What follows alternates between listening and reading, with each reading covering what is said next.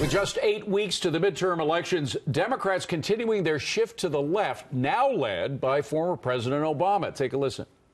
Democrats aren't just running on good old ideas like a higher minimum wage. They're running on good new ideas like Medicare for all, giving workers seats on corporate boards, reversing the most egregious corporate tax cuts to make sure college students graduate debt-free. Joining me now to discuss is Charlie Hurt, the Washington Times opinion editor, and Doug Schoen, former Clinton pollster. Both are Fox News contributors. Charlie, first of all, last week it was kind of lost with all of President Obama's attacks on President Trump. It was kind of lost that he was adopting Bernie Sanders' economic platform. Yeah, he sure was. And what's kind of interesting about that is it kind of reminds me of the old hit on him about leading from behind. Because, of course, you know, when Barack Obama first got elected president, he had a lot of goodwill built up. He had run a wonderful campaign. A lot of people were rooting for him to succeed. The country had not become sort of divided the way it was at the end of his presidency.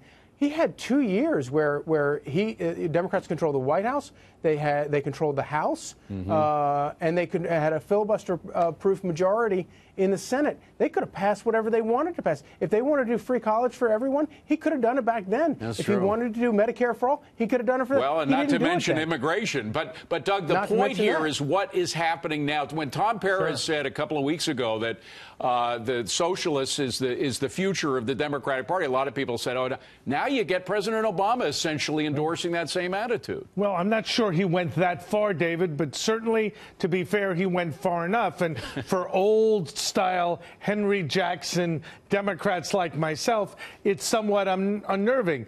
Most people, other than millennials, remain capitalist. I do. And this Medicare for all sounds great, but how do you pay for it? But it's a base election, David. Yeah. This is to get the core faithful and the millennials out, not to appeal to the swing voters. Well, and Charlie, let's face it, we've dumped on the Democratic side. You gotta dump a little bit on what President Trump is doing, because he's got this extraordinary economic success story to talk about. Clearly, it's different from what happened under President Obama, no matter how much Obama tries to change that. And yet, instead of just focusing on this real economic boom like we haven't seen in 40 years, he gets distracted. He does get distracted, but I have to say that I can't help but think that sometimes when he gets distracted, it's that he's reflexively, and probably sometimes not very helpfully, responding to something he sees in the press.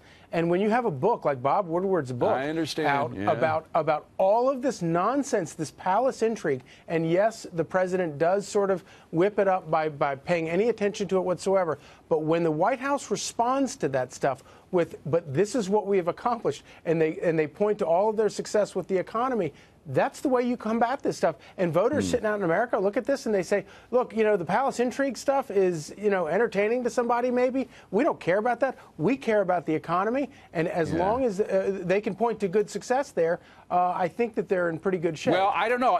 Doug, a lot of Trump people dismiss Maxine Waters when she goes on some of her rants. And it does sound silly when she's ignoring the economy and so forth. However, I'm wondering if she does energize the Democratic base. As silly as a lot of her rants and some other people on the far left of the Democratic Party are they helping to bring out the base that may win in the midterms? Well, it's clear, David, the energy in this election is with the Democrats. I think Maxine Waters goes way too far. She's certainly not a leader of the Democratic Party. But as you said before, the energy, the enthusiasm, the messaging, and the policy proposals are all on the left. And so far, given the polls, it appears to be working, at least in the House. Well, the generic polls are not looking good for the GOP. It's true. They're not, no.